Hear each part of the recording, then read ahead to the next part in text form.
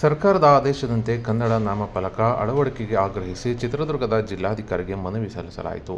ಕರುನಾಡ ವಿಜಯ ಸೇನೆ ಚಿತ್ರದುರ್ಗ ಜಿಲ್ಲಾ ಘಟಕದ ವತಿಯಿಂದ ಶನಿವಾರ ಮಧ್ಯಾಹ್ನ 12:45ಕ್ಕೆ ಮನವಿ ಸಲ್ಲಿಸಿದ್ದಾರೆ. ಇನ್ನು ರಾಜ್ಯ ಸರ್ಕಾರ 60ರಷ್ಟು ಕಡ್ಡಾಯ ಎಂದು ಆದೇಶ ನೀಡಿದೆ. ಇದಕ್ಕಿಂತ ಮುಂಚೆಯಿಂದ ಇಲ್ಲಿಯವರೆಗೂ ನಗರಸಭೆ ಮತ್ತು ಜಿಲ್ಲಾಡಳಿತಕ್ಕೆ ಹಲವು ಬಾರಿ ಪ್ರತಿಭಟನೆ ಮೂಲಕ ಮನವಿ ಮಾಡಿಕೊಂಡಿದ್ದು ಕ್ರಮ ಕೈಗೊಂಡಿಲ್ಲ.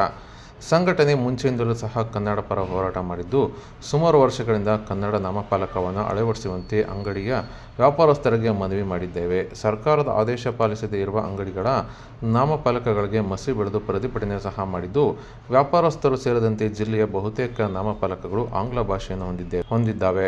ಈ ಕೂಡಲೇ ಜಿಲ್ಲಾಡಳಿತ ಕ್ರಮ ಕೈಗೊಂಡು ಕರ್ನಾಟಕ ಸರ್ಕಾರದ ಆದೇಶದಂತೆ ಜಿಲ್ಲೆಯ ಎಲ್ಲ ನಗರಸಭೆ, ಪೌರಸಭೆ, ಪಟ್ಟಣ ಪಂಚಾಯಿತಿ ವ್ಯಾಪ್ತಿಗೆ ಸೇರಿದಂಥ ಹಾಗೂ ಇನ್ನಿತರೆ ವ್ಯಾಪಾರ ವಹಿವಾಟು, ಇತರೆ ಸಂಘ ಸಂಸ್ಥೆಗಳ ಎಂಟರ್ಪ್ರೈಸಸ್ ಕಚೇರಿಗಳು, ಖಾಸಗಿ ಆಸ್ಪತ್ರೆ, ಶಾಲಾ ಕಾಲೇಜು, ಖಾಸಗಿ ಬಸ್ ನಿಲ್ದಾಣ, ರಾಷ್ಟ್ರೀಯ ಹೆದ್ದಾರಿಗಳಲ್ಲಿ, ಎಲ್ಲ ಸರ್ಕಾರಿ, ಅರೆ ಸರ್ಕಾರಿ ಕಚೇರಿಗಳಲ್ಲಿ, ಖಾಸಗಿ ಸಂಸ್ಥೆಗಳು ಸೇರಿದಂತೆ ಎಲ್ಲ ವ್ಯಾಪಾರಸ್ಥರಿಗೂ ಕಟ್ಟುನಿಟ್ಟಿನ ಆದೇಶ ನೀಡಿ ಈ ಕೂಡಲೇ ಕರ್ನಾಟಕ ಸರ್ಕಾರದ ಆದೇಶದಂತೆ ಕನ್ನಡ ನಾಮಫಲಕಗಳನ್ನು ಅಳವಡಿಸಲು ತುರ್ತು ಕ್ರಮ ಕೈಗೊಳ್ಳಬೇಕೆಂದು ಆಗ್ರಹಿಸಿ ಜಿಲ್ಲಾಧಿಕಾರಿಗೆ ಮನವಿ ಸಲ್ಲಿಸಿದ್ದಾರೆ.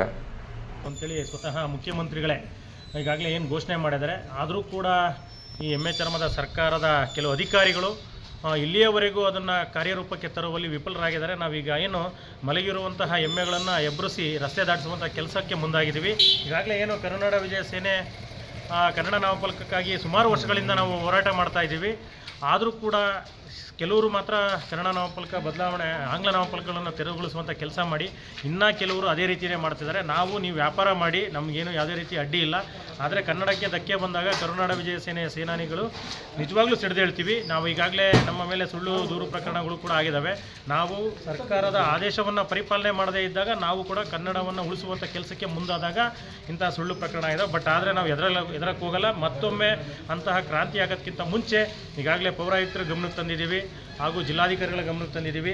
ಹಾಗೂ ಈಗೇನು SP ಸಾಹೇಬರಿಗೂ ಕೂಡ ಮನವಿಯನ್ನು ಕೊಟ್ಟು ಇನ್ನು 10 ದಿವಸಗಳ ಕಾಲ ಗಡುವನ್ನು ನೀಡಿ ಮತ್ತೊಮ್ಮೆ ಮುಖ್ಯಮಂತ್ರಿಗಳ ಆದೇಶಿಸಿರುವಂತಹ ಭಾವಚಿತ್ರಗಳನ್ನು, ಫೋಟೋಗಳನ್ನು ಹಿಡಿದು ಮತ್ತೊಮ್ಮೆ ಯಾರ್ಯಾರು ಆಂಗ್ಲ ನಾಮಫಲಕಗಳನ್ನು ಬಳಸಿ ಬಸ್ ಓಡಿಸ್ತಿದ್ದಾರೆ, ಖಾಸಗಿ ಬಸ್ಗಳು ಪ್ರಯಾಣ ಮಾಡ್ತಾರೆ, ಹಾಸ್ಪಿಟ್ಲುಗಳು, ಶಾಲಾ ಕಾಲೇಜುಗಳು ಎಲ್ಲವಕ್ಕೂ ಕೂಡ ಮಸಿ ಬಳಿಯುವಂಥ ಕೆಲಸ ಮಾಡಿ ಕನ್ನಡವನ್ನು ಎತ್ತಿ ಹಿಡಿಯುವಂಥ ಕೆಲಸ ಕರುನಾಡ ವಿಜಯ ಸೇನೆ ಮಾಡುತ್ತೆ ಅಂತೇಳಿ ಸರ್ಕಾರಕ್ಕೆ ಮತ್ತು ಅಧಿಕಾರಿಗಳಿಗೆ ಎಚ್ಚರಿಕೆ ನೀಡ್ತಾ ಇದ್ದೀವಿ. ದಯವಿಟ್ಟು ಕನ್ನಡವನ್ನು ಉಳಿಸಿ.